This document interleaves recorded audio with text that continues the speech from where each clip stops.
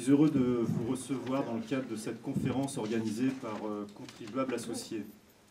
Alors je vois des visages amis dans la salle, des visages connus, je pense notamment à Jacques Garello dont je salue la participation ici ce soir et qui est l'un des maîtres d'œuvre de cette conférence, puisque à la sortie de l'occasion du livre de Philippe Nemo, nous avions eu conjointement cette idée de recevoir Philippe. Donc je remercie et je salue Jacques qui est là ce soir. Je salue également Jacqueline Balestier qui s'occupe de l'ALEPS, qui est l'association pour la liberté de l'entreprise et du progrès social.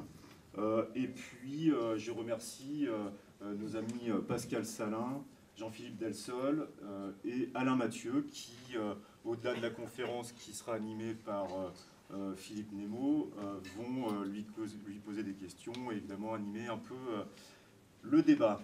Alors, sans plus attendre, les impôts, le sujet qui fâche. En France, nous détenons le triste record des pays les plus imposés de l'OCDE, puisque nous avons un niveau de prélèvement obligatoire qui atteint 47,6%. Le niveau actuel des impôts devient confiscatoire et le consentement à l'impôt est remis en question par beaucoup. À cet égard, je voudrais vous relire l'article 14 de la Déclaration des droits de l'homme, qui précise que tous les citoyens ont le droit de constater par eux-mêmes ou par leurs représentants la nécessité de la contribution publique, de la consentir librement, d'en suivre l'emploi et d'en déterminer la quotité, l'assiette, le recouvrement et la durée. Tout le monde sera d'accord avec moi pour dire que nous sommes bien loin de l'esprit originel de ce texte. Alors, à quoi sert l'impôt? Que finance-t-il? Est-il justifié? Est-il justifiable? Est-il juste? Quel est son niveau d'acceptation? Quels sont ses effets néfastes? Pourquoi la progressivité de l'impôt est inacceptable? Quel est l'impôt idéal? Existe-t-il seulement? Pour prendre de la hauteur, pour comprendre, nous accueillons donc Philippe qui vient de publier au PUF un excellent ouvrage intitulé « La philosophie de l'impôt ». Philosophie de l'impôt exactement. Je vous le présente, je vous recommande vivement. Alors, Philippe, pour ceux qui ne connaissent pas, même si je sais que nombreux sont ceux qui ont déjà lu ses ouvrages, mais Philippe est un ancien élève de l'ENS de Saint-Cloud, docteur d'État S-Lettres et Sciences humaines, maître de conférence à HEC. Vous m'arrêtez si je me trompe, jusque-là je crois que c'est le cas. Mais vous êtes aussi un des fondateurs de l'école professorale de Paris que vous dirigez actuellement. Alors Philippe, je vous propose pour durant à peu près 50 minutes de nous exposer les fruits de votre travail et puis après nous aurons des échanges avec Pascal Salin, Jean-Philippe Delsol et Alain Mathieu. Philippe, c'est à vous. Je prends ça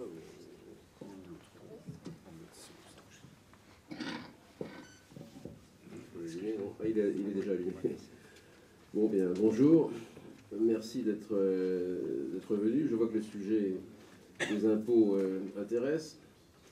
Et je ne suis pas du tout spécialiste des impôts, je suis philosophe, mais un petit peu quand même prédisposé à réfléchir sur les impôts, puisque je suis spécialiste, enfin un philosophe n'est jamais spécialiste, de philosophie politique, et j'ai écrit quelques volumineux ouvrages sur l'histoire des idées politiques depuis l'Antiquité jusqu'à aujourd'hui. Et précisément, devant la situation incroyable que l'on vit en France, à savoir que la moitié de la richesse nationale est prélevée par l'État et employée par l'État, eh bien, il y a eu si peu de réflexion politique. Et c'est mon point de départ. Quand on s'intéresse un peu à l'histoire de l'impôt, on s'aperçoit qu'il y a eu des périodes où il y a eu un vrai débat sur les impôts. Et la dernière en date, c'est à l'extrême fin du XIXe siècle et au début du XXe, quand on envisageait de créer un impôt sur le revenu et un impôt progressif sur le revenu. Et ceci paraissait absolument contraire à tous les principes de justice reconnus jusque-là. Et donc il y a eu un très riche débat, très vif aussi, et surtout un débat se portant au plan philosophique, justement, au plan des questions de justice. et aussi une réflexion sur la fonction de l'impôt, puisque l'impôt peut être prélevé de manière plus ou moins violente, ou plus ou moins avec certaines proportions, les uns payant plus, les autres payant moins. Mais tout ceci ne prend sens que si on est d'accord sur l'emploi de ces ressources. Et cette réflexion sur l'absence de grands débats au plan philosophique, en tout cas sur les impôts, alors que les Français sont tellement prêts à débattre sur n'importe quel sujet absurde, mais au plan philosophique, songez à tous les débats qu'il y a pu y avoir sur les nouveaux philosophes ou le déconstructionnisme. Enfin, les Français sont très philosophes d'une façon. Alors, bizarrement, ils ne sont pas philosophes des impôts. Hein, donc, c'est assez étonnant.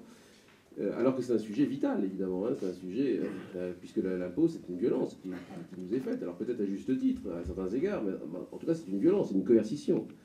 Et alors, en principe, tout ce qui concerne la coercition, il y a tellement de gens en France il y a une centaine d'universités, dans chacune desquelles vous avez des facultés de droit, des facultés de philosophie, des départements d'histoire, hein, et on réfléchit savamment sur tout le comportement de l'État, hein, depuis l'origine de l'État. Et alors, peu sur l'impôt. Alors, sauf à la période dont je vous parle, fin du XIXe siècle, début du XXe. Et depuis lors, il y a évidemment beaucoup d'études sur les impôts, mais elles émanent de juristes fiscalistes, comme Jean-Philippe, qui lui, précisément, a fait récemment un livre où il s'élève au-dessus de la technique fiscaliste pour réfléchir sur les principes de l'impôt, sur les principes philosophiques de l'impôt, mais il est rare dans sa profession. Et puis, les économistes, dont Pascal Salin, qui a aussi écrit un excellent livre sur l'impôt récemment, et qui lui aussi s'élève au-dessus enfin, comment dire, non pas que l'économie soit basse, mais on peut faire plus ou moins faire de l'économie en remontant plus ou moins au principe. On peut faire de l'économie utilitariste ou pratique, et puis réfléchir sur les fondements de l'économie. Et c'est ce que Pascal a fait, puisqu'il a réfléchi sur la philosophie de l'impôt. Mais alors, comme ils sont là, on a l'air d'être nombreux, mais enfin, on est quand même que j'en ai cité 3. D'ailleurs, Alain Mathieu a aussi écrit sur la question, donc si ça se trouve, on est tous là. Hein.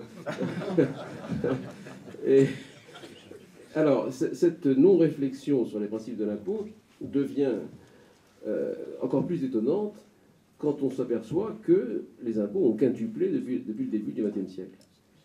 Puisqu'on est passé en gros de 10% de prélèvements obligatoires, bien qu'on puisse discuter du chiffre, parce que à peu près 10% au début du XXe siècle, en 1900, et on arrive à 50% aujourd'hui. Donc comment, et en plus cette augmentation s'est particulièrement précipitée après la Seconde Guerre mondiale. Donc en fait, elle a été très rapide, et on s'attendrait, devant un tel phénomène, précisément qu'il y ait eu une réflexion. Par exemple, il y a un réchauffement climatique, paraît-il. Il y a beaucoup de réflexions sur le réchauffement climatique. Alors qu'il y a un réchauffement fiscal et personne n'a l'air de faire attention. Or, ce quintuplement des prélèvements obligatoires est à la fois cause et symptôme d'un changement de société. Car vous ne pouvez pas avoir une société avec 10% de prélèvements obligatoires, ou 5% si on remonte plus loin, et puis une société avec 50% de prélèvements obligatoires, et croire que c'est la même société.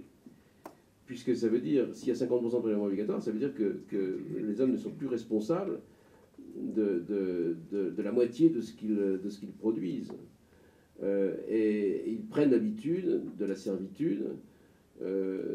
C'est ce que Hayek avait dit dans son livre au titre prophétique, la route de la servitude. Mais ce qui est remarquable, vous savez, la servitude, c'est pas mortel. Hein. Pendant l'Antiquité, il y avait plein d'esclaves. Je ne sais pas s'ils étaient très heureux, mais enfin, les révoltes des esclaves ont été rares, hein, sauf Spartacus, mais parce qu'on vit très bien dans la servitude. Et de la même manière, au Moyen-Âge, il y avait les serfs, hein, ils pouvaient mourir de faim de temps en temps, mais ils ne sont pas non plus spécialement révoltés. En fait, la servitude est un état compatible avec la nature humaine,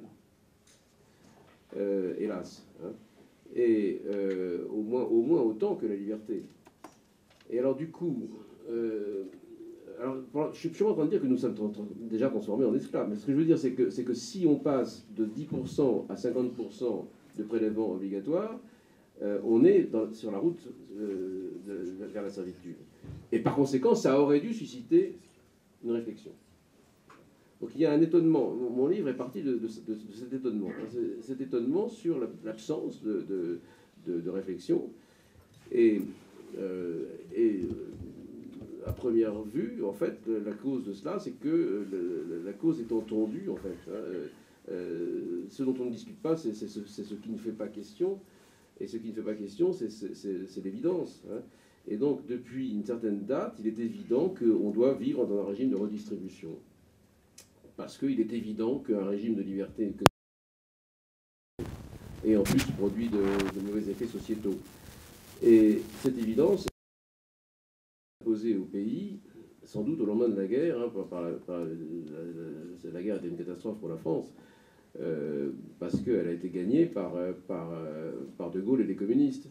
Donc ils ont, quel que soit leur... C'était bien difficile de juger. Si la guerre recommençait maintenant, on verrait bien comment chacun d'entre nous se comporterait. Donc je ne suis pas en train de porter des jugements. Mais du fait que la guerre a été gagnée par De Gaulle et les communistes en France, ils sont arrivés à étouffer toute pensée libérale en accusant tout le patronat d'avoir été collabo.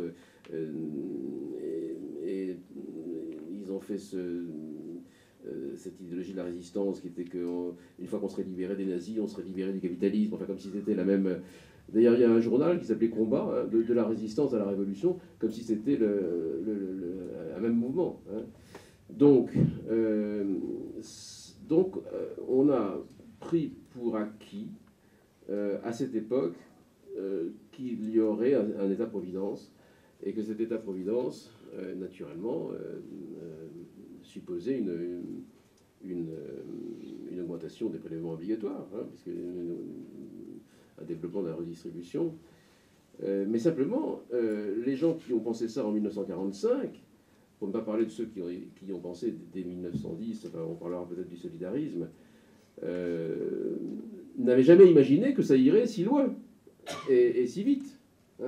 Donc il y a de toute manière même par rapport à la ROC ou enfin les gens qui ont fait la sécurité sociale, en 1945, ils pensaient qu'on atteindrait 30%, mais jamais plus. Et maintenant, on est à 50%. Alors, c'est un peu fâcheux que le pays se transforme à cette échelle, alors qu'il n'y a pas de réflexion. Il y a un livre que je cite d'un haut fonctionnaire qui s'appelle Louis Fès, un inspecteur des finances, un haut fonctionnaire, qui a écrit, il faut que je retrouve le titre, qui a écrit un livre sur l'âge d'or des déficits. L'âge d'or des déficits, il décrit, il y a eu une certaine date à partir de laquelle le budget français a été en déficit, et ensuite, loin que ce déficit soit comblé, il n'a cessé d'augmenter. Bon. Et ce haut fonctionnaire, qui n'est pas un méchant homme, a participé aux différentes discussions à Bercy qui ont accompagné l'augmentation de la dette ou l'augmentation des prélèvements obligatoires ou des impôts. Et il a constaté que personne n'y pouvait rien. Que les hauts fonctionnaires, c'est pas eux qui décident, c'est les politiques. Mais les politiques, c'est pas eux qui décident, on ne sait pas qui, c'est le journal télévisé. Et tout le monde se renvoie la balle. Et finalement, si on décidait de baisser le déficit en baissant la dépense, par exemple, il y aurait des gens qui manifesteraient, et un homme politique quelconque ne serait pas réélu ou aurait une mauvaise image. Et par conséquent, même si les gens de Bercy font des avertissements, même si les économistes comme Pascal Salin disent qu'on court à l'abîme, eh bien tout le monde s'en fiche. Parce que vous avez une sorte de dilemme du prisonnier généralisé, où pour chacun, il serait plus coûteux de faire quelque chose que de ne rien faire, même si collectivement ça s'est traduit par une catastrophe générale.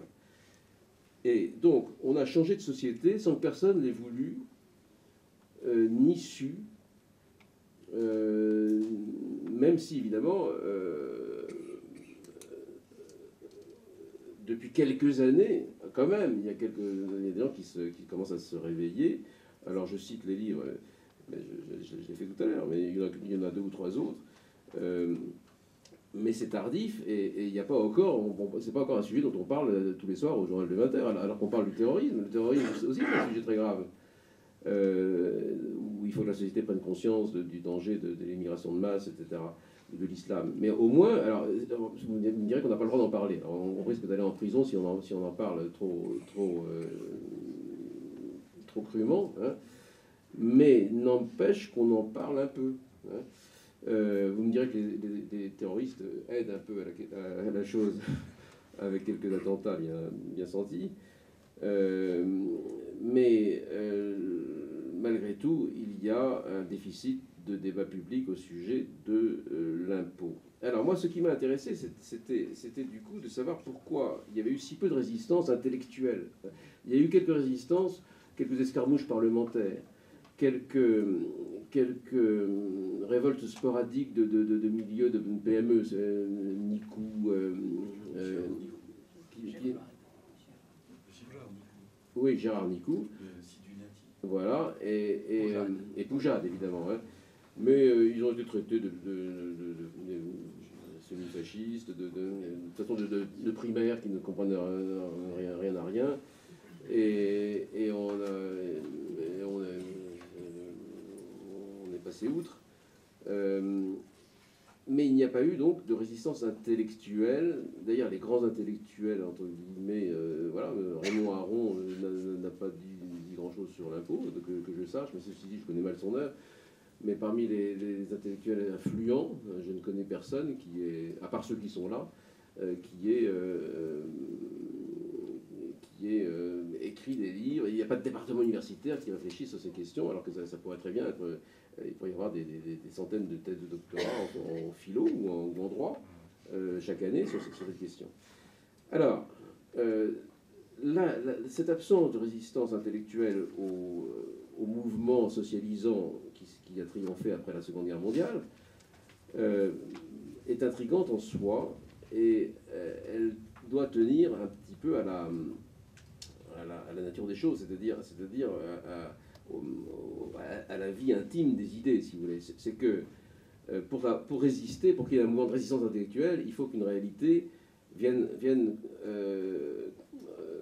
contredire un schéma. Hein. Vous avez un schéma de ce qui devrait être, de certains principes, et puis il y a une réalité qui en diffère, et du coup ça fait tilt. Hein. Vous dites, enfin, ça ne devrait pas être comme ça. Donc, en fait s'il n'y a pas eu de résistance intellectuelle, c'est qu'il n'y avait pas de schéma à travers, ou de prisme, si vous préférez, à travers lequel cette augmentation continue des prélèvements obligatoires prendrait sens. Hein. On a parlé chaque année du trou de la Sécu, ben, du coup il fallait combler le trou de la Sécu en augmentant les impôts. Hein. Et jamais personne ne s'est demandé où ça nous conduit. Et pour qu'on se pose une telle question, il faut avoir un schéma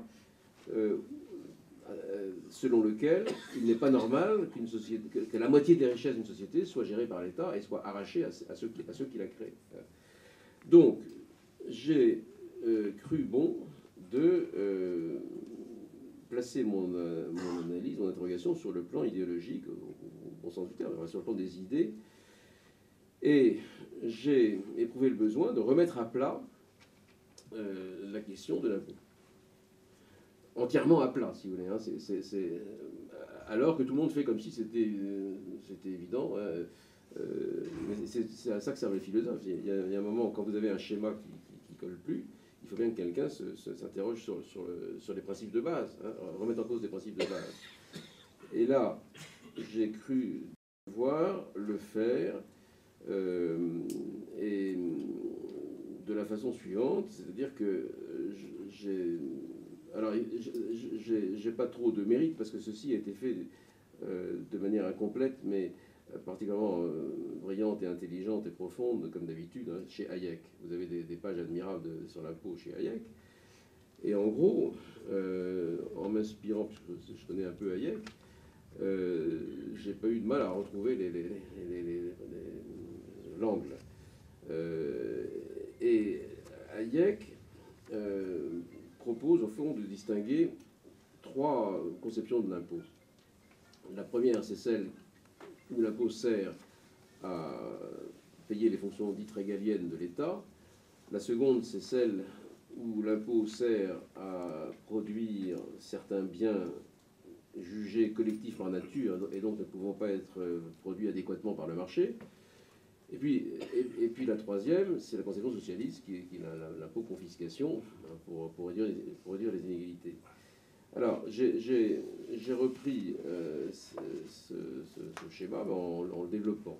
Alors, pour vous égayer, hein, je vais dire un peu l'essentiel. La première fonction, c'est que pour les libéraux, je fais une petite parenthèse. Vous avez des gens de droite qui attaquent ce qu'ils appellent les libéraux libertaires, comme si c'était la même chose, hein, alors que c'est un contresens total, puisque les libertaires sont des gens qui ne veulent pas du tout de principe et qui considèrent que toute contrainte ou toute norme est oppressive, alors que les libéraux savent bien qu'il ne peut y avoir une société de liberté que si les gens respectent des normes et des règles. Hein. Donc les libéraux ne sont pas du tout des libertaires.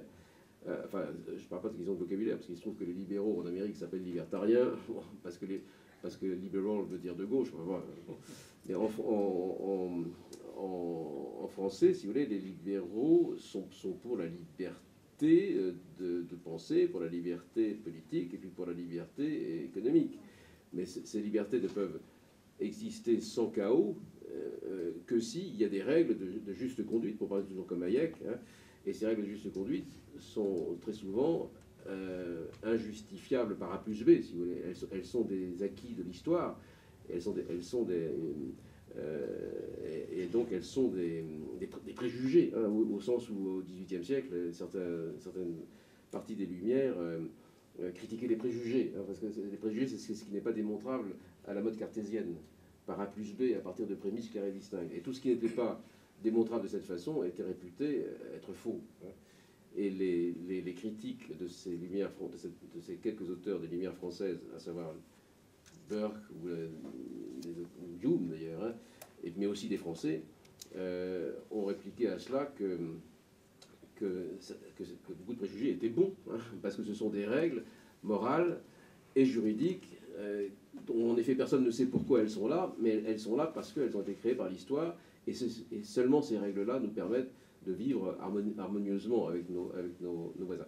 Donc les libéraux ne sont pas du tout libertaires, et vu que les libertaires, comme Najat Vallaud-Belkacem ou Christiane Taubira, veulent détruire les normes, veulent détruire toutes les normes, au sens où l'homme devrait n'avoir aucune norme, eh bien, ces gens-là le disent parce qu'ils sont socialistes. Parce qu'une fois que vous avez supprimé toutes les règles, comme on ne peut pas vivre dans le chaos, c'est l'État qui organise la masse sociale. Donc en fait, les libertaires sont des anti-libéraux. L'impôt régalien, très bien. Et donc, c'est l'impôt qui consiste à permettre à l'État de faire respecter ces fameuses règles, hein, que les libertariens veulent détruire et que les libéraux veulent conserver. J'ai retrouvé mon fil. Et donc, c'est ce qui s'appelle l'ordre public. L'idée de Hayek, c'est que dans un état de droit, la contrainte n'est justifiée, la coercition n'est justifiée que pour l'intérêt général. Alors par exemple, vous avez un assassin qui court dans les rues, il est évidemment justifié dans l'intérêt général de l'arrêter et de l'empêcher de nuire. Si la contrainte est exercée pour un intérêt particulier, ben, ça s'appelle la dictature. Bon. Donc l'État dispose de moyens de force considérables, hein, par l'argent qu'il a, par les gendarmes, etc. Mais il ne peut les mettre en œuvre, ces moyens de force, que dans l'intérêt général. Donc l'impôt est une coercition, puisqu'on vous prend votre argent que vous le vouliez ou non. Donc ce n'est justifié que dans l'intérêt général. Mais alors, du coup, qu'est-ce qu'on appelle l'intérêt général? Et autant de conceptions que vous aurez d'intérêt général, autant vous aurez de conceptions de l'impôt. Donc ça veut dire, pour revenir aux fonctions régaliennes, qu'il est pour Hayek évidemment d'intérêt général d'assurer l'ordre public. Parce que l'ordre public, c'est ce qui permet aux gens d'échanger des biens et des services. Donc, si vous voulez, l'intérêt général, c'est la somme des intérêts particuliers. Donc, mon intérêt particulier, c'est de cultiver mon jardin, par exemple, mais en général, ça ne suffit pas. Donc, j'ai besoin d'échanger des biens et des services. Et donc, il faut que les gens... Et ces échanges se font à travers des règles, accessoirement à travers une monnaie. Et il faut donc que les gens respectent les règles pour que ces échanges se fassent de façon non seulement pacifique, mais efficiente. Or, il se trouve que tout le monde ne respecte pas spontanément les règles, donc il faut des gens, il faut que l'État sanctionne ceux qui trichent, ceux qui ne respectent pas les règles. Et accessoirement, il faut aussi que l'État formule les règles, parce que bien que ces règles soient créées par l'histoire, comme je le disais, ben, elles sont créées sous forme de sentiments, d'habitudes, de mœurs, mais il faut bien à un moment que la loi soit écrite. Voilà. Alors, donc, il faut un État, enfin, il faut maintenir l'ordre public. Pour le maintenir, il faut l'État régalien, c'est-à-dire une police, une justice, et aussi une défense et une diplomatie, parce que vous pouvez avoir des méchants étrangers qui viennent chez vous avec d'autres règles de droit qui vous empêcheront de procéder à ces échanges pacifiques et efficients dont nous parlions.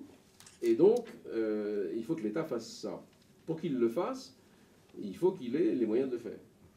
Donc, voilà une conception légitime de l'intérêt général, maintenir l'ordre public, qui nous fournit une conception légitime de l'impôt, payer à l'État les sommes qui lui permettent d'assurer cette tâche. Alors, là où il y a des choses assez amusantes, c'est que du coup, il s'en déduit aussi un certain montant, enfin un certain type de répartition de l'impôt. Car cet impôt-là, je développe longuement l'idée dans le livre, mais je l'ai prise dans Hayek, qui est vraiment un grand penseur. Hein. Donc, ce qui est affreux, c'est que beaucoup de gens en parlent, mais peu l'ont lu intégralement, si vous voulez, ou sérieusement. Et alors, il dit la chose suivante. L'impôt destiné à payer, à entretenir l'État régalien qui maintient l'ordre public, devrait être un impôt égal pour tous. Un impôt per capita, si vous voulez, une sorte de capitation. Alors on peut discuter par citoyen ou par ménage, hein, mais en tout cas un impôt égal, en ce sens que le riche n'a pas de raison de payer plus que le pauvre pour ça. Alors pour quelle raison? Parce que cet impôt sert à empêcher les crimes et les délits. Donc si l'État marche, il n'y a pas de crime et de délit. Donc le service que nous rend l'État en assurant cette tâche est un service négatif, comme dit Hayek. Il nous empêche d'être victimes d'assassinat ou de vol. Et par conséquent, si l'État réussit sa fonction, eh bien, il ne se passe rien. Il ne se passe rien, chacun va qu'à ses occupations. Et par conséquent, on ne peut pas savoir quelle valeur a eu pour chacun le fait que cet ordre public soit maintenu. Pour les uns, il a pu leur éviter d'être assassinés. Pour d'autres, d'être volés d'une somme importante. Pour d'autres, d'être volés d'une petite somme. Mais justement, ça n'a pas eu lieu. Donc on ne peut pas tarifer le service qui vous est rendu par l'État, en l'occurrence. Et par conséquent, la seule manière juste de faire payer cette fonction par la nation, c'est que chacun paye autant. Et si on voulait dire autre chose, eh bien on arriverait à de bien curieuses conséquences. Hein. Par exemple, si les riches doivent payer plus pour la sécurité, ça voudrait dire que sa vie a plus de valeur.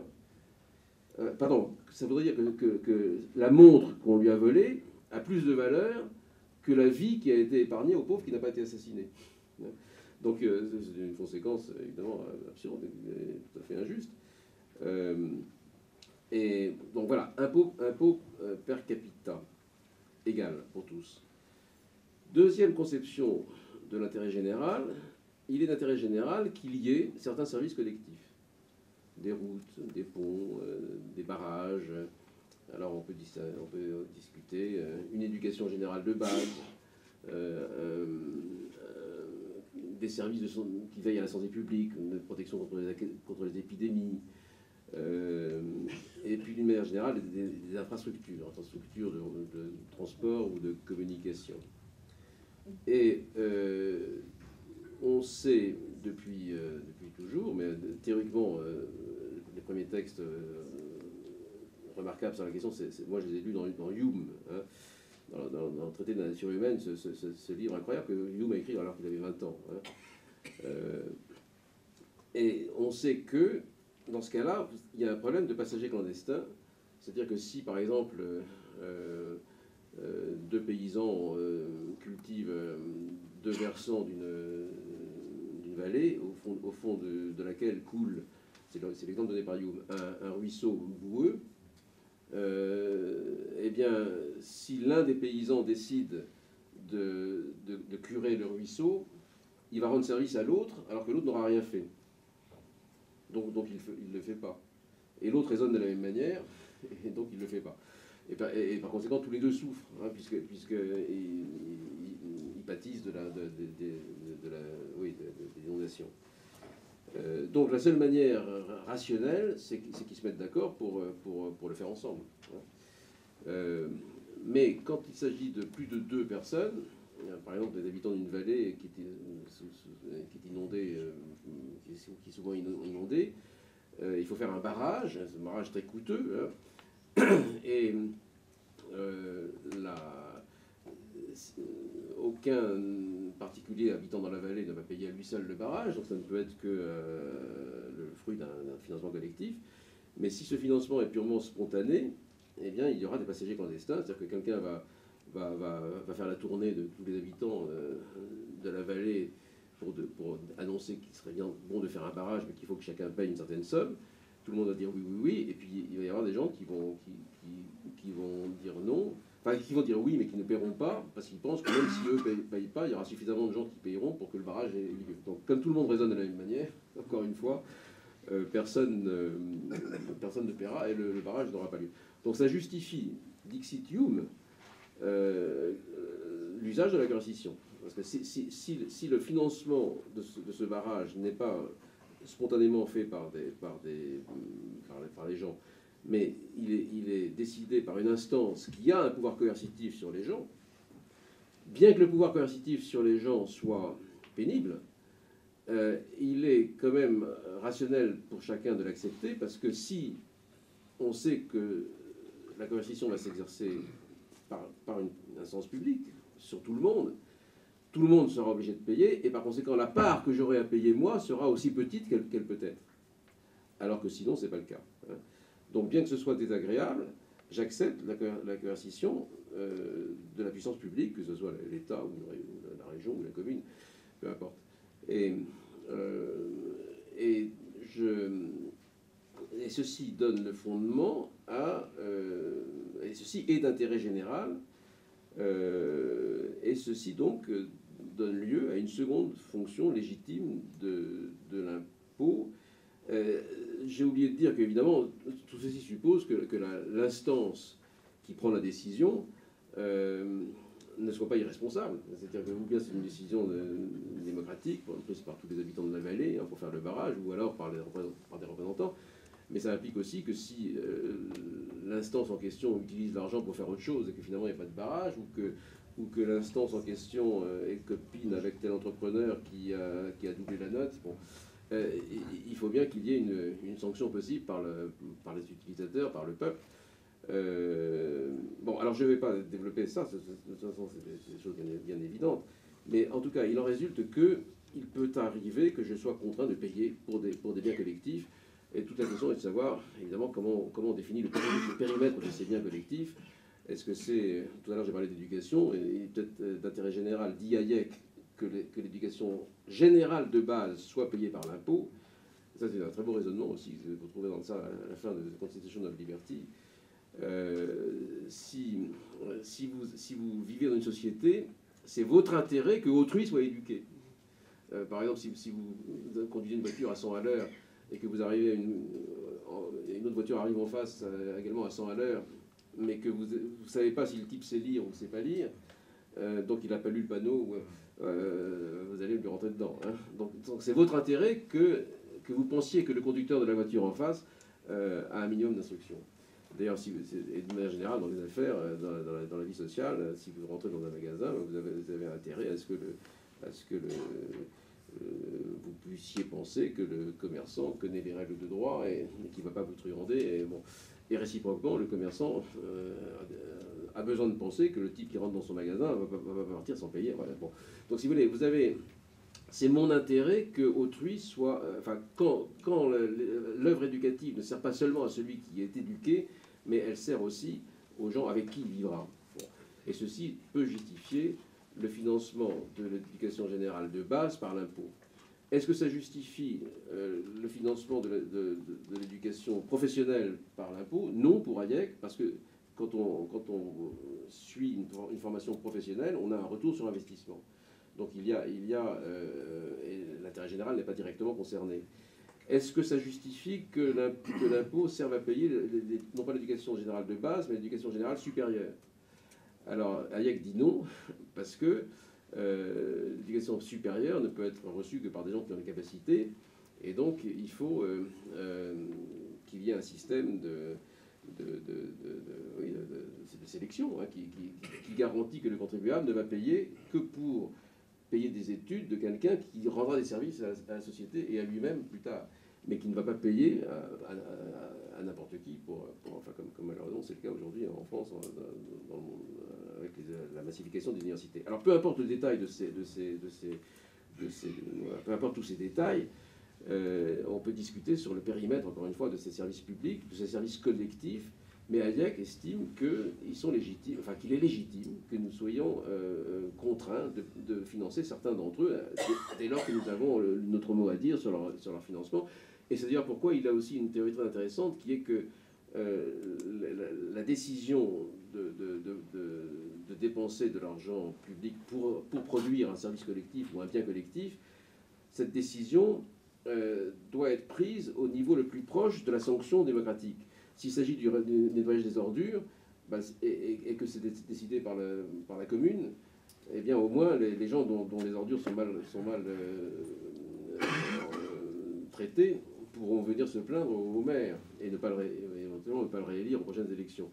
Mais si le ramassage des ordures à Trifouilly-les-Oies est décidé à Bruxelles par un bureaucrate, alors évidemment la distance est trop grande.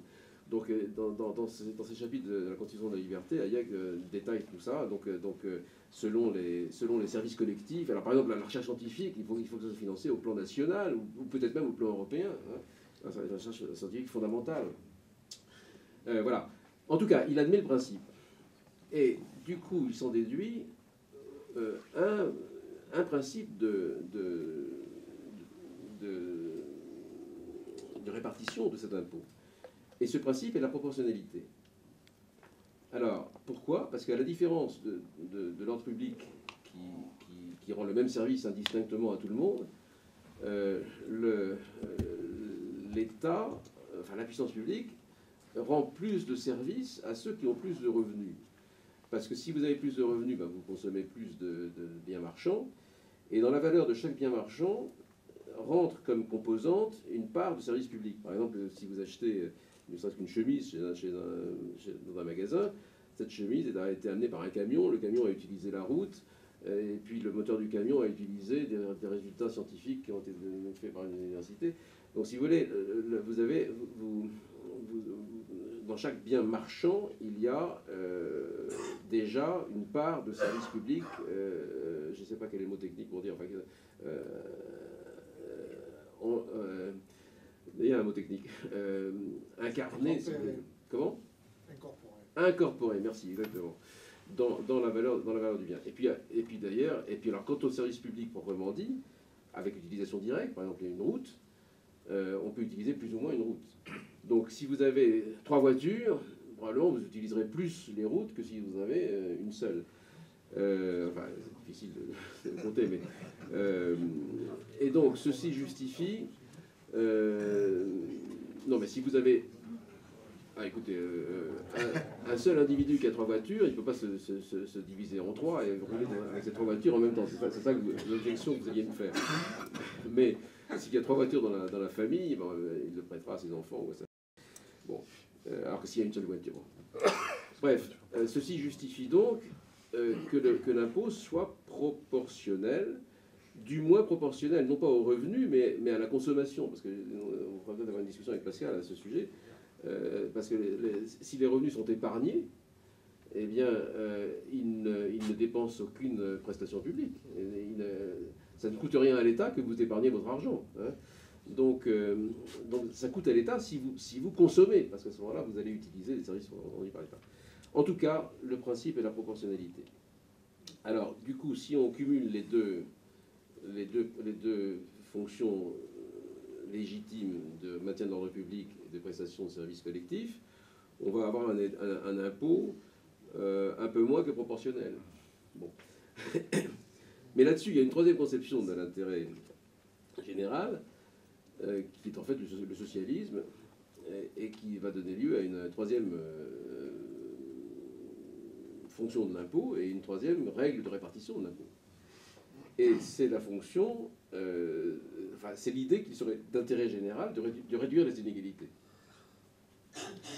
Alors, ça existe dans toutes les doctrines socialistes, dont une que je vous recommande, qui est le solidarisme, qui n'est pas très connu, mais qui est extrêmement importante, puisque en fait c'est la doctrine officieuse du PS hein, depuis très longtemps.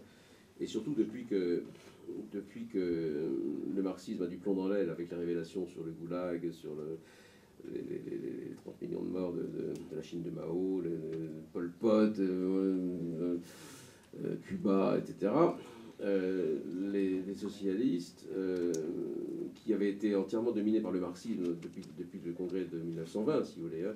Au fond, le congrès de 1920, avec la scission du Parti socialiste en Parti communiste et Parti socialiste, le refus de Léon Blum, c'était le refus du bolchevisme, des méthodes du bolchevisme. Mais il était toujours marxiste sur le fond de l'analyse, et aussi sur le but de créer une société entièrement étatisée où toute entreprise aurait disparu. Et d'ailleurs, même quand la social-démocratie s'est créée, elle acceptait le maintien d'un certain secteur privé, mais à titre provisoire. Hein. Les PME pouvaient continuer à exister, mais à terme, elles devraient disparaître. Donc, si vous voulez, pendant presque tout le XXe siècle, la gauche a été divisée entre une gauche radicale et une gauche modérée, mais la gauche modérée recevait quand même ses consignes idéologiques de la gauche radicale. Et du coup, pendant tout ce siècle, a été mise sous le boisseau une idéologie qui pourtant est extrêmement présente, parce que c'est l'idéologie officielle de la franc-maçonnerie, du Grand Orient de France en tout cas, c'est le solidarisme. Et le solidarisme a été créé par des intellectuels à la fin du XIXe siècle, et notamment Léon Bourgeois, qui n'était pas d'ailleurs seulement un intellectuel, mais c'est un homme politique, président du Conseil, souvent ministre, et puis à la fin de sa vie, secrétaire général de la SDN. Et cette doctrine a été constamment enseignée dans les loges maçonniques. Et quand le marxisme a eu du plomb dans l'aile, comme je le disais, eh bien le solidarisme est réapparu. Parce que tant que le marxisme donnait le là, se dire solidariste, c'était s'identifier comme socialiste naïf. Vous savez, dans le manifeste communiste, Marx expose sa doctrine, et puis après, dans la troisième partie, il parle des socialismes petits bourgeois, hein, enfin tous les socialismes autres que le sien, qu'il qualifie de petits bourgeois et de naïfs. Alors, si vous disiez solidariste en 1930 en France, vous risquez de passer pour d'être méprisé comme étant un petit bourgeois naïf. Mais à partir du moment où le marxisme est condamné par les régimes totalitaires que nous connaissons, eh bien du coup le solidarisme redevient présentable. Et il y a eu dans la gauche française, enfin ceci c'est un petit peu à côté de mon sujet, mais il y a eu un grand succès du philosophe américain John Rawls, hein, qui a écrit une théorie de la justice. Et en fait, John Rawls avait tout pompé aux solidaristes français, sans le dire. Hein. Pourtant, c'est un homme oui, remarquable, mais il a eu cette faiblesse de ne pas signaler hein, cette dette. Et alors, John Rawls avait beaucoup plu. Et alors, du coup, des gens ont ressuscité les auteurs solidaristes. Vous avez des livres universitaires importants de Jean Jean-Fabien Spitz, qui s'appelle Le moment républicain en France, où il met en évidence tous ces penseurs autour des années 1890, non seulement Léon Bourgeois, mais Alfred Fouillet, Célestin Bouglet, Charles Renouvier. Et puis on a réédité des textes de tous ces gens-là. Il y a un intellectuel tout à fait sérieux qui s'appelle Serge Audier, qui a écrit plusieurs livres sur le solidarisme. Alors bref, cette doctrine est donc maintenant mieux connue, mais ce qui est important, c'est qu'elle a été sous-jacente par l'influence franc-maçonne dans tous les milieux politiques, dans la période où les prélèvements obligatoires ont augmenté. Et c'est là que ça devient intéressant. Parce que la doctrine solidariste, c'est un avatar du socialisme, bien que Léon Bourgeois s'en défende. Léon Bourgeois était ministre dans un gouvernement qui avait quand même échappé à la commune. Donc Léon Bourgeois n'était pas un rouge, au sens radical. Mais néanmoins, sa doctrine est entièrement socialiste. La thèse est la suivante, c'est que, en fait, nous sommes tous en dette. Nous sommes tous en dette. Quand on est en dette. Et d'ailleurs, il va jusqu'à dire que la Déclaration des droits de l'homme a le tort de dire que les hommes naissent libres et égaux en droit. Les hommes ne naissent pas libres. Ils naissent en dette. Et il donne un exemple quantitatif assez curieux, où il dit, par exemple, si j'ai 20 000 francs de dette, si j'ai 20 000 francs dans ma poche, mais que j'ai 18 000 francs de dette, eh bien, je ne peux pas utiliser cet argent tant que je n'ai pas remboursé la dette. Quand j'aurai remboursé ma dette, il me restera 2 000 francs, je pourrai les rembourser. Et quand nous naissons, nous sommes en dette. Alors pourquoi sommes-nous en dette? Parce que tout ce que nous avons, non seulement nos biens matériels, mais les mots du langage ou les concepts de l'esprit, ont été créés par d'autres hommes. Et alors, nous héritons de cet héritage assez cyniquement, puisque nous ne songeons pas à remercier ces hommes et à leur payer ce que nous leur devons. Et nous croyons que nous sommes en dette que par rapport aux affaires que nous faisons maintenant. Par exemple, si j'emprunte 1 000 euros à une banque, demain matin, je sais bien que je serai en dette et que je devrais lui payer ma dette. Si je commande un bien marchand chez un commerçant, je sais que, par le fait même de passer la commande, mais je lui ai promis de le payer, en quelque sorte, je suis en dette. Mais si j'ai remboursé toutes mes vieilles dettes et toutes mes dettes actuelles et que je n'ai plus de dettes, je considère que je suis libre d'employer mon argent comme je veux. Et pour Léon Bourgeois, pas du tout.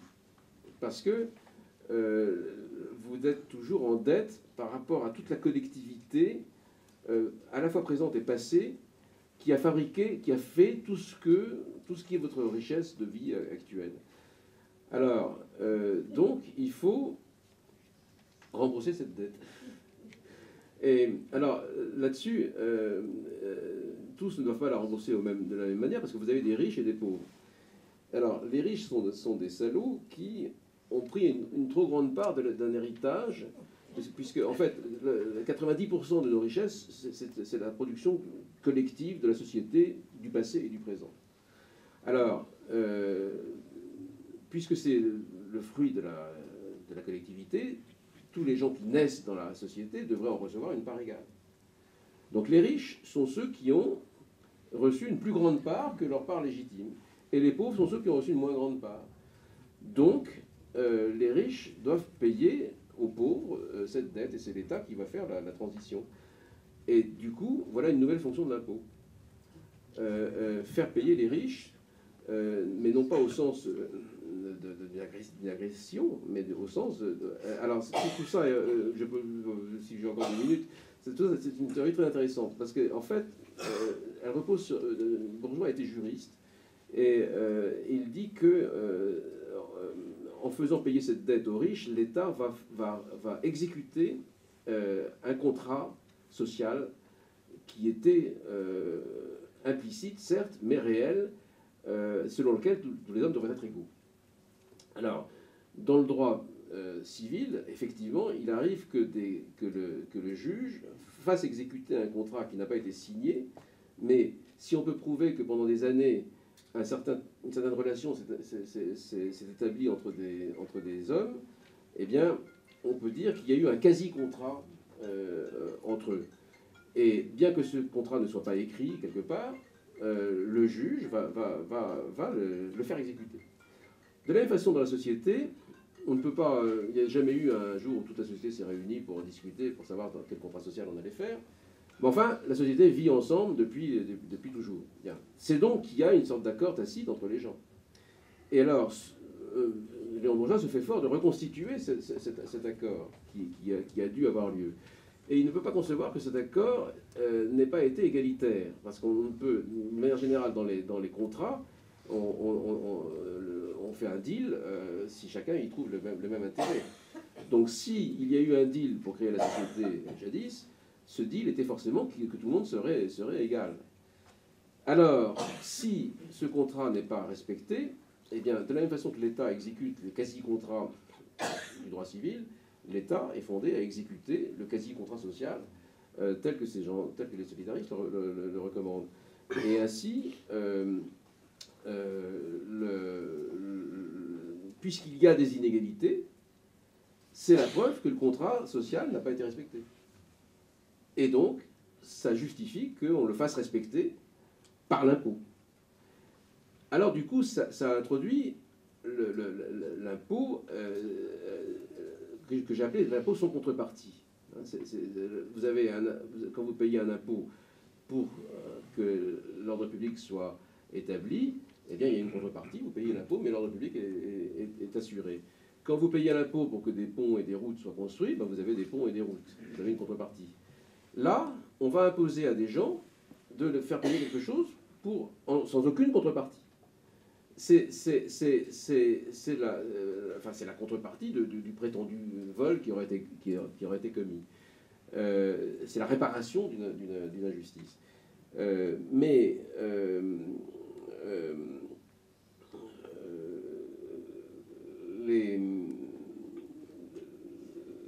le raisonnement est que on doit payer pour réparer la dette, et par conséquent, il n'y a plus de mesure de l'impôt. Hein, si vous achetez un pont, ben, le pont a un certain prix. Donc, après, on répartit entre les contribuables selon certains quotas. Mais il y a une limite. Hein. Si vous faites toute la somme des routes et des ponts que l'État a fait, ben, ça coûte un certain prix. Et on peut discuter sur la répartition de l'impôt, mais en tout cas, une fois que ce prix sera payé, il n'y a plus de raison de payer l'impôt. Alors que l'impôt sans contrepartie du socialisme est sans mesure, puisqu'on ne paye pas pour un service que l'État vous rendrait, et qui pourrait avoir une mesure, on paye simplement pour être moins riche. Donc il n'y a absolument aucune raison de limiter l'impôt. Et c'est bien ce qui se passe. Et donc, voilà, en gros, c'est ça. Donc, si vous voulez, on trouve normal qu'il y ait solidarité. Hein, donc, par exemple, la sécurité sociale, je vous signale que la sécurité sociale, on paye une cotisation proportionnelle, mais c'est déjà c'est déjà en fait une progressivité, puisque le coût pour maintenir en santé un pauvre n'est pas plus grand ni moins grand que pour maintenir un riche en santé. Si vous voulez, si vous payez des assurances automobiles, vous avez une petite 2 chevaux d'un côté, puis quelqu'un d'autre a une super Mercedes. Alors c'est normal que les primes soient différentes, puisqu'elles soient proportionnelles, puisque l'assureur s'engage, si vous avez un accident, à vous rembourser les dommages. Donc dans ce cas-là, il est normal que les primes soient différentes. Mais la sécurité sociale, vu que la santé coûte autant pour quelle que soit la situation du malade, riche ou pauvre, il devrait y avoir un prix fixe. Oui, un prix fixe, comme dans les assurances. Et si vous avez 2 personnes qui ont donnez-moi un nom de petite voiture, un Fiat 500, 2 personnes, une riche et une pauvre, qui ont une Fiat 500, ça peut arriver, hein. Ils vont payer la même prime d'assurance. Donc la santé, ça devrait être pareil. Le simple fait que les cotisations de santé soient proportionnelles aux revenus implique que les plus hauts revenus payent pour les plus pauvres. Mais de toute façon, ça ne suffit pas, puisque maintenant on veut étatiser précisément la sécurité sociale au motif qu'on pourra appliquer en plus l'impôt progressif. Pas seulement l'impôt proportionnel, mais l'impôt progressif. Voilà, donc j'ai à peu près fini. C'est à peu près ça que j'essaye d'exposer dans le livre.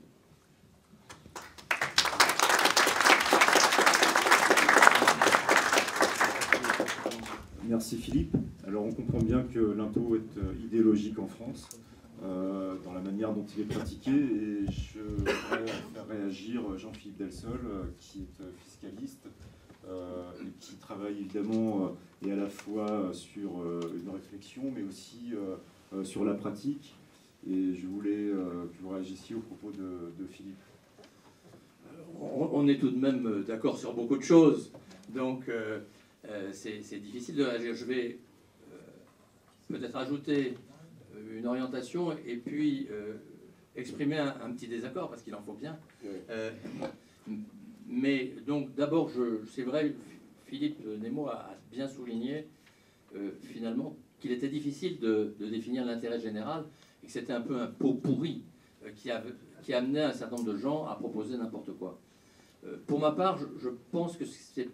Enfin, moi, personnellement, je pense que c'est plus facile, peut-être, ça reste très difficile, de parler de bien commun. Et à cet égard, je voudrais dire que je pense qu'on peut définir le bien commun, notamment comme ce qui permet de vivre ensemble. Et lorsque on fait appel à l'État pour faire respecter le bien commun, c'est pour faire en sorte que les hommes puissent vivre ensemble. Et l'impôt aujourd'hui, en France en particulier, d'une manière plus générale d'ailleurs dans beaucoup de pays développés, mais en France en particulier, il est par tous les côtés, à tous égards, finalement contraire au bien commun, en ce sens que, au lieu de faire vivre ensemble, il oppose les uns aux autres. Il oppose ceux qui payent l'impôt sur le revenu à ceux qui ne payent pas. Il oppose les riches aux pauvres. Et il nous oppose aussi avec l'impôt dans ce qu'il fait, c'est-à-dire dans la dépense publique, en donnant aux uns au détriment des autres. Mais Philippe vient de l'expliquer, et je pense que c'est important de montrer comment il y a véritablement non seulement quelque chose qui cloche, mais quelque chose qui va à l'encontre de ce qui devrait être. Alors le seul point finalement peut-être sur lequel je ne suis pas entièrement d'accord, mais on en avait déjà d'ailleurs parlé, Philippe, c'est au fond sur l'impôt per capita. Je sais que je ne suis pas tout à fait d'accord non plus avec Pascal d'ailleurs là-dessus. Je suis pour. Mais je pense simplement que la limite est assez difficile à trouver entre l'impôt purement régalien per capita et l'impôt service proportionnel. Et pourquoi? Parce que l'impôt régalien, et on est d'accord globalement sur le contenu, c'est-à-dire sécurité, justice, en gros, sécurité intérieure, extérieure et justice, ça ne protège pas seulement chaque homme, chaque individu, ça protège aussi ses biens. Ce que vous mettez dans les services publics proportionnels, mais ce qui est aussi finalement dans le régalien pur, car le policier du coin, il protège aussi nos maisons.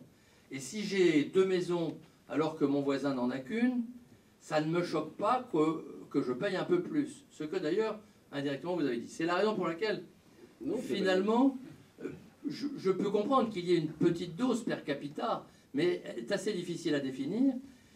Et au fond, d'une certaine manière, à côté de l'impôt proportionnel sur la consommation, et je rejoins là tout à fait ce que dit Philippe et ce que soutient aussi dans ses ouvrages Pascal d'ailleurs, c'est beaucoup plus juste que l'impôt proportionnel sur le revenu, à une condition d'ailleurs, et je vais choquer un certain nombre d'entre vous, c'est qu'il y ait un impôt, il faut qu'il soit modeste, et je vais en terminer par là, mais sur le capital, pour justement la protection du patrimoine.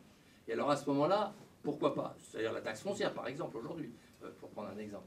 Ce qui ne me choque pas en soi, mais c'est aussi pour ouvrir le débat que je le dis, sachant que d'une manière générale, ce qui me paraît le plus important est que, et je crois que là nous sommes d'accord, est que l'impôt soit neutre. C'est-à-dire qu'en fait, pour autant que possible, il laisse, après qu'il ait été payé, les choses dans le rapport, les choses et les situations entre les personnes dans le rapport où elles étaient avant le paiement de l'impôt. Je peux répondre à tout de suite. Je vois que vous commettez une erreur, mais vous la commettez en commun avec Adolphe Thiers. Bon, c'est assez honorable. Et il y a sous la Seconde République, il y avait déjà des rouges qui demandaient l'impôt progressif sur le revenu en exécution de Marx. C'est Marx qui le proposait dans le manifeste communiste. Et donc, les libéraux, dont un tiers, étaient tellement soucieux de contrer cet impôt confiscatoire que du coup, ils croyaient bien faire en admettant l'impôt proportionnel. Parce que il y avait même des députés rouges qui voulaient inscrire dans la Constitution, on est en train de faire une Constitution qui aurait un impôt progressif sur le revenu, et d'autres qui voulaient inscrire dans la Constitution que l'impôt serait proportionnel. Alors, c'était ça la bataille. Et du coup, Adolphe Thiers s'est laissé aller à la même erreur que vous, à savoir que c'est normal que le riche, enfin, il a comparé, si vous voulez, l'impôt à une prime d'assurance, justement, une prime d'assurance. Et alors, si vous avez de plus gros biens à assurer, ben, votre prime est plus grande. Mais c'est une erreur, je veux dire pourquoi. Parce que c'est très intéressant. Je cite des livres, au moins faire ce livre m'a conduit à lire des livres remarquables, notamment d'un Américain qui s'appelle Progressive Tax, mais qui est un livre qui a été traduit en français à cette époque. Et c'est un livre très érudit, et il reprend tous les débats. Et vous avez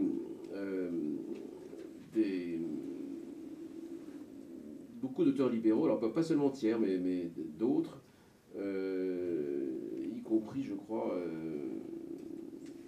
je ne me souviens plus des noms, mais qui ont soutenu cette thèse de l'impôt comme prime d'assurance. Et l'erreur est la suivante, c'est que, comme je disais tout à l'heure, l'assureur qui assure votre Fiat 500 ou votre Mercedes Rose Berline, en l'assurant, s'engage à réparer les dégâts, si dégâts il y a, et même la voiture tout en si on vous la vole ou si elle est détruite. Donc, il ne prend pas le même risque selon les clients qu'il a. Hein.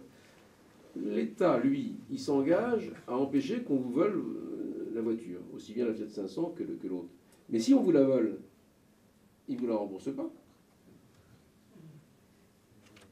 Tout ce qu'il peut faire, c'est mettre la main au collet du type qui vous l'a volé, si on le retrouve, et le forcer à vous rembourser. Mais lui, l'État, ne vous rembourse pas. Donc l'argument selon lequel, si j'ai une grosse propriété, je devrais payer plus pour l'ordre public, est un argument faux. Et en plus, ma grosse propriété, j'y tiens beaucoup, mais le pauvre qui n'a qu'une Fiat 500 et un petit studio, il tient peut-être encore plus à sa Fiat 500 et au petit studio. Hein. Donc, si vous voulez, le raisonnement, à mon avis, est faux. Quant au fait de dire qu'on devrait faire l'impôt sur le capital, je ne vois absolument pas le raisonnement. Parce que c'est toujours pareil. Si vous dites il faut l'État-providence, donc il faut de l'argent, et prenons l'argent là où il est, alors il y a une richesse immobilière qui dort, alors taxons la richesse immobilière. Mais ça c'est un raisonnement politique. Moi, je cherche le principe. Où est le principe de justice en quoi le fait que j'ai une grande propriété ou un grand capital dans mon compte en banque coûte quelque chose à l'État? Ça ne coûte rien à l'État. Ma propriété, je l'ai achetée, donc j'ai payé des impôts sur le revenu quand je l'ai achetée. Une fois qu'elle est là, elle est à moi. Donc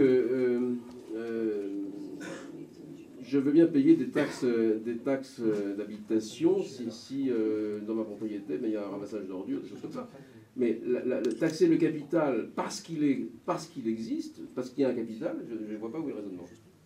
Je peux juste en 2 mots, parce qu'on ne va pas alourdir le débat, mais si j'ai une propriété à Paris et une en Normandie, ça veut dire qu'il y a une équipe de police en Normandie qui surveille ma maison et une équipe à Paris qui la surveille, l'autre. C'est juste pour essayer de faire comprendre mon point de vue. Mais il y a un autre impôt sur le capital, c'est le droit de succession. Voilà. Mais moi, je n'ai pas dit que j'étais pour les droits de succession. Je dis qu'il n'est pas illogique qu'il y ait un certain impôt sur le capital. J'ai cité la taxe foncière en sus d'un impôt proportionnel et peut-être d'une dose per capita pour les personnes. C'est tout ce que j'ai dit. Sur la taxe foncière va être indexée sur le revenu. Ah non, Pascal ça Salin, justement. vous voulez réagir? Confère mon article dans l'Opinion hier où j'ai dit qu'il ne fallait pas. Voilà. Pascal. Oui, je voudrais juste donner quelques compléments par rapport à ce que Philippe Nemo a dit. Je suis d'accord, bien sûr, avec l'essentiel de ce qu'il a dit. Et je voudrais tout d'abord dire qu'il faudrait, quand on parle de l'impôt, toujours avoir en tête cette idée que l'impôt, Philippe Nemo l'a d'ailleurs dit au passage, l'impôt, c'est la contrainte. Et la contrainte, c'est immoral. Donc, par nature, l'impôt est immoral. Alors, ceci étant dit, on peut après se poser la question, est-ce qu'il n'y a pas tout de même des cas où l'impôt peut être justifié, et ceci a été évoqué par Philippe Nemo. Il y a deux justifications fort fréquentes. La première, c'est celle des biens publics, qui a été expliquée par Philippe Nemo, et l'autre, c'est la politique égalitariste, la politique de redistribution. Alors, un mot sur chacun de ces deux points. Les biens publics, c'est une idée courante chez les économistes qui est censée justifier l'existence de l'État et donc de l'impôt. L'idée, n'est-ce pas, c'est que en ayant recours à la contrainte pour financer les biens publics, on permet à tous les individus d'obtenir des biens que sinon ils n'auraient pas, parce qu'il y aurait des gens qui profiteraient sans avoir à payer. Mais il faut bien voir quand même comment cette idée peut être réalisée en pratique. Ceci m'amène à un autre problème important à propos de la fiscalité, qui est celui du consentement à l'impôt. Bien souvent, on dit l'impôt, il est consenti, donc il est juste. Il est consenti comment? Il est consenti par la règle démocratique, c'est-à-dire qu'une majorité peut imposer aux autres la fiscalité. Et on peut toujours trouver une majorité pour brimer une minorité. Je crois que c'est la raison essentielle pour laquelle l'impôt progressif existe. Avec l'impôt progressif, bien sûr, on punit une minorité de gens, mais la majorité est satisfaite de cette redistribution. Donc l'idée qu'il y a consentement à l'impôt est une idée qui est évidemment erronée, et ce qui veut bien dire que la spoliation reste une spoliation. Ce n'est pas parce qu'elle a été votée démocratiquement que ce n'est pas une spoliation. Et je répète, l'impôt, c'est une atteinte au droit de propriété. Pour moi, le droit de propriété légitime, car ce sont les seuls qui importent, les droits de propriété légitimes, c'est ceux qui résultent d'un acte de création par les individus. Et de ce point de vue-là, le droit de propriété est intimement lié à la personnalité humaine et à la liberté. Il n'y a pas de société libre sans droit de propriété. Donc il faut toujours quand même souligner que l'impôt est une atteinte au droit de propriété. Et c'est grave lorsque c'est une atteinte au droit de propriété légitime. Alors l'autre justification que l'on donne, excusez-moi, je reviens un tout petit peu sur l'idée des biens publics. C'est une théorie qui a l'air satisfaisante, mais qui est critiquable. Ça irait très bien s'il y avait unanimité. Si la totalité des Français était d'accord pour voter un certain impôt, on pourrait dire bon, il est désiré par tout le monde, il est prélevé par la contrainte, mais c'est une contrainte qui est voulue. Excusez-moi. Et de ce point de vue-là, on peut faire une comparaison avec la copropriété. Si vous achetez un appartement, que vous entrez dans une copropriété, vous savez qu'il y a des biens collectifs et qu'il y aura des décisions qui seront prises peut-être à la loi de la majorité ou à la loi des 2/3, mais on l'accepte a priori. Et donc on accepte de se contraindre soi-même à payer les charges de copropriété à condition que les autres payent également ces charges. Et si on n'est pas content, on peut quitter la copropriété. C'est beaucoup plus difficile de quitter l'État. C'est ça le problème, n'est-ce pas? Par le fait que vous êtes sur un certain territoire, vous êtes obligé d'accepter ce qui vous est imposé par la contrainte. Enfin, donc, l'autre justification importante qui est donnée à l'État, il y a la fiscalité, c'est l'idée de redistribution. Bon, je voudrais d'abord redire que le terme même de redistribution me choque. Quand on parle de redistribution, ça laisse entendre que tout appartient à l'État et qu'il le redistribue. Il n'y a pas à redistribuer, il n'y a pas de richesse à redistribuer. Il y a des ressources qui ont été créées par des efforts individuels, des efforts humains, Et il n'y a pas à redistribuer. Par contre, la charité, ça existe. Et il faut reconnaître que la charité est dans le cœur des êtres humains. Dans l'histoire, il y a eu toujours des gens qui ont été généreux et qui ont permis à ceux qui étaient dans une situation moins favorable de survivre. La charité volontaire est une charité qui est moralement fondée. La charité obligatoire, elle n'a pas de fondement moral. Et bien évidemment, en outre, nous le savons, elle est bien souvent un alibi pour les hommes politiques afin de poursuivre leurs fins personnelles. Ils prétendent faire de la redistribution, et ils la font effectivement d'ailleurs, par l'impôt, une fois de plus, parce qu'ils se reposent sur la loi de la majorité. Et donc, cette redistribution est immorale, puisqu'elle consiste à voler des ressources aux citoyens pour permettre aux hommes politiques et aux bureaucrates de poursuivre leurs fins personnelles.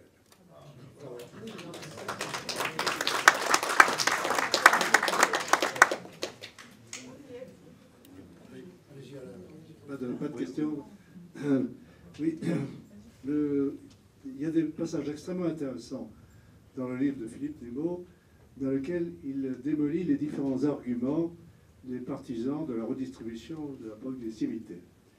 Et en particulier, il y a quand même un argument très fort qu'il démolit assez bien des partisans de la redistribution, qui est le suivant, c'est que la redistribution enlève aux riches du superflu et donne aux pauvres le nécessaire.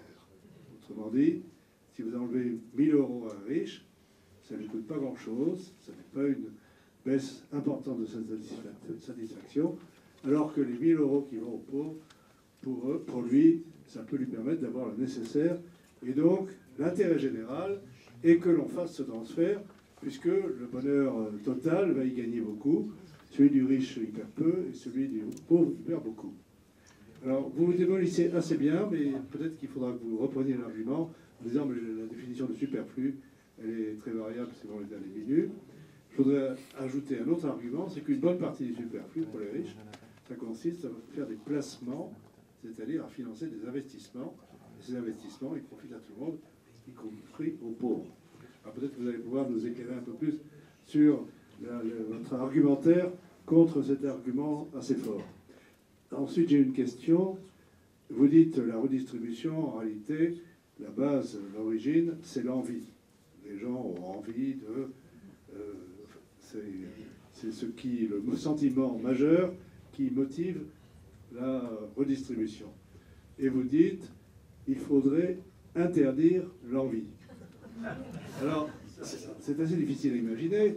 Je sais bien qu'on a réussi à interdire la critique de l'islam, puisque quand vous êtes islamophone, vous êtes condamné par les tribunaux. On pourrait essayer d'interdire la richophobie, ceux qui critiquent les riches.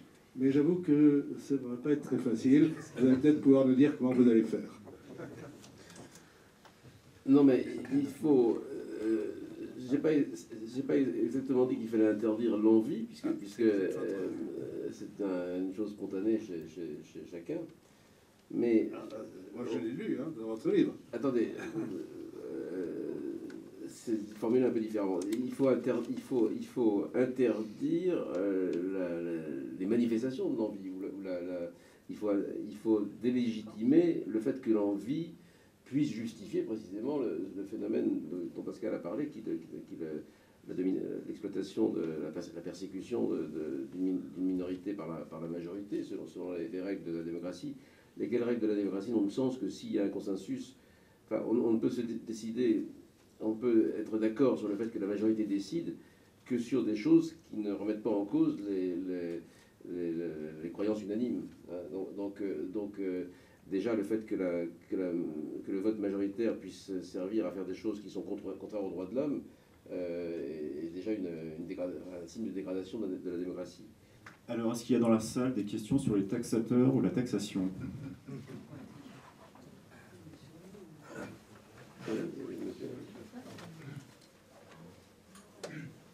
Bonsoir, Jean-Paul Auvevent.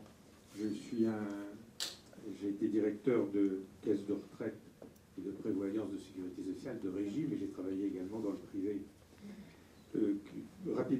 remarque, je trouve que vous avez été un peu injuste. Alors, si je suis ici, c'est parce que je soutiens contribuable associé, donc je partage le combat sur le fait que le taux de prélèvement, beaucoup celui que j'ai pratiqué, est trop élevé. Donc je précise, parce que je vais dire des choses que peut-être vous détaillent.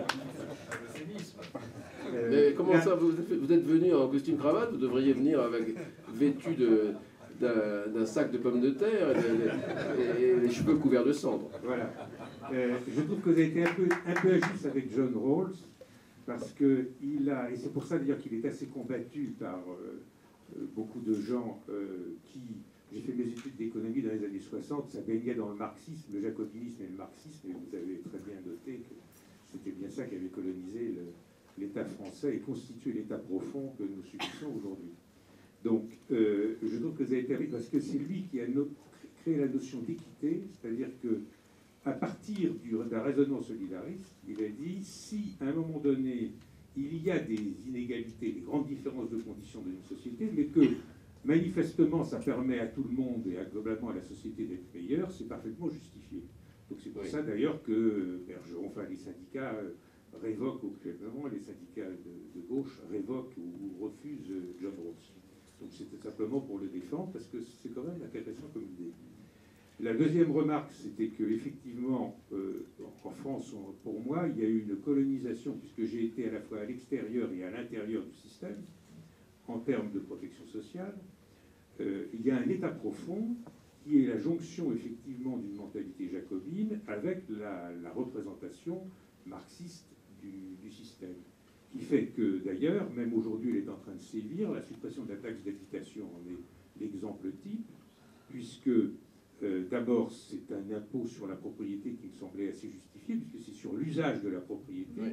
L'usage de la propriété suppose le bénéfice des infrastructures administratives, de protection, etc. Donc, supprimer la taxe d'habitation est absolument aberrant, puisque ça veut dire que l'usage d'une propriété d'habitation est gratuit.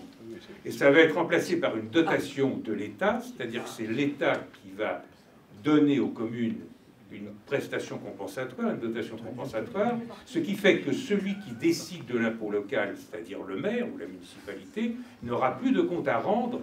Et c'est l'usage de la propriété suppose le bénéfice des infrastructures administratives, de protection, etc. Donc supprimer la taxe d'habitation est absolument aberrant, puisque ça veut dire que l'usage d'une propriété d'habitation est gratuit.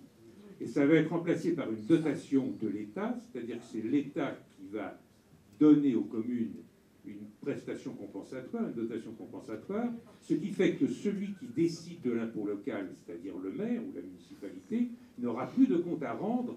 Et c'est là ce problème jacobin, c'est que quand il y a de l'impôt, il faut que le contribuable puisse sanctionner le mauvais usage de l'impôt, et donc il faut que la décision soit au plus près des capacités d'action, c'est-à-dire en tant que vote et en tant que proximité. Donc je pense qu'on a un petit peu ça, et dans le monde de la protection sociale, c'est aussi vrai si vous prenez la retraite, où vous voyez que les régimes paritaires, en dépit de leurs grands défauts, ont été beaucoup mieux pilotés que les régimes publics. Et j'ai pu constater que dès qu'un régime social passe entre les mains de l'État centralisé, il commence à dériver. Alors que quand il est entre les mains de professionnels ou des représentants de la profession, il y a une gestion infiniment plus responsable, parce que les gens ont des comptes à rendre, si je puis dire, à leurs contribuables sociaux. Donc je suis tout à fait ça. La troisième remarque, c'est que vos raisonnements sont... Vous avez une grande érudition et beaucoup réfléchi à la question, et vous faites beaucoup de références à des penseurs du passé, et aujourd'hui, nous sommes dans une mondialisation qui est à la fois commerciale, financière, technologique et démographique. J'ai fait des missions, un certain nombre de missions depuis 15 ans dans des pays étrangers sur la protection sociale. Et on voit que la grande difficulté dans ces pays-là, c'est qu'ils ne disposent pas d'une administration, de structure administrative, fiscale et de gouvernance digne de ce nom dans un État moderne.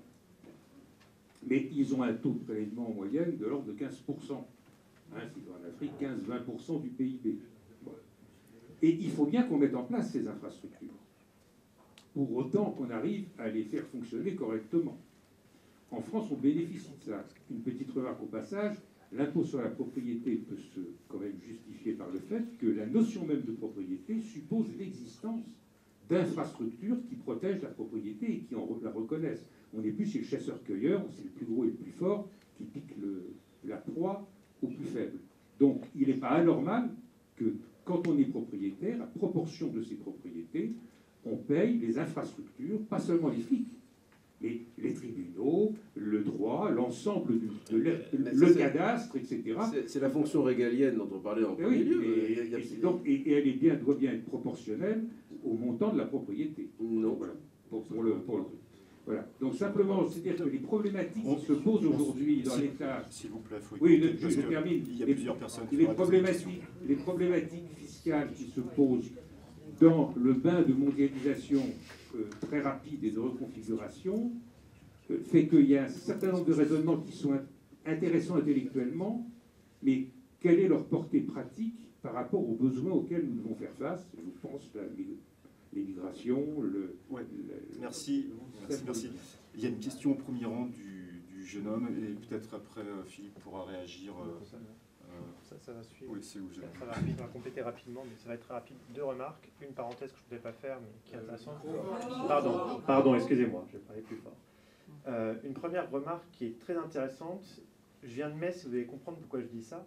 Vous parlez de sécurité sociale, on ne parle jamais du modèle Alsace-Mosellan, qui est le seul quand même excédentaire en France, et on ne prend jamais comme un modèle. Je trouve ça quand même assez intéressant. Première remarque.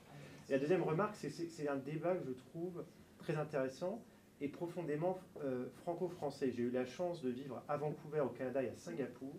On raconte ça là-bas, mais les gens ont les yeux qui sortent de la tête, quoi. C'est assez impressionnant. Et là-bas, il y a une culture, que ce soit de... Vous parliez du manque d'intérêt des Français pour l'impôt, mais il y a une culture, même pas économique, mais financière là-bas, qui permet aux gens de comprendre ces sujets, de les appréhender, de se faire propres et d'arriver à se construire leur propre opinion. Il n'y a pas vraiment d'opinion en France sur l'impôt en réalité. Voilà. Une autre question, une autre intervention? Ce sera la dernière.